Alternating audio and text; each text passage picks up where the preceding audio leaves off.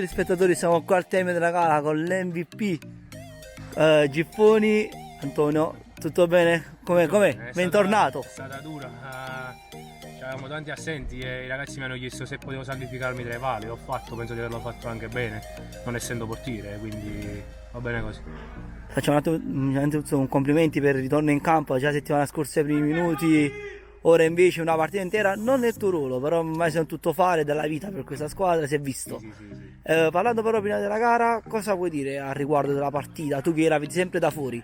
No, il primo tempo è stata una partita combattuta, c'è stata partita, i ragazzi avversari sono una squadra che ci hanno dato filo da torcere, infatti sono arrivati 3-4 volte in contropiede, fortunatamente no, per dirlo ci ho messo una pezza e poi vabbè abbiamo fatto gol e l'abbiamo messa sul binario giusto.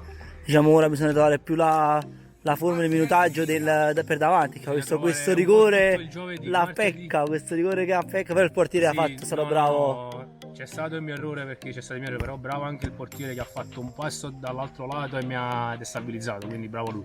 Faccio le ultime due domande, la prima, a chi la dedichi questa vittoria? La dedico alla squadra, sempre alla squadra e al presidente. E poi come vedi questa squadra sia in maniera personale da mister, da giocatore in questo torneo, può dire da tutto.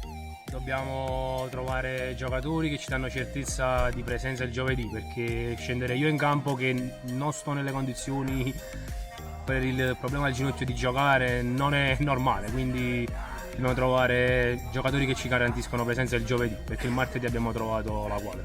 Va benissimo, in bocca al lupo a questo.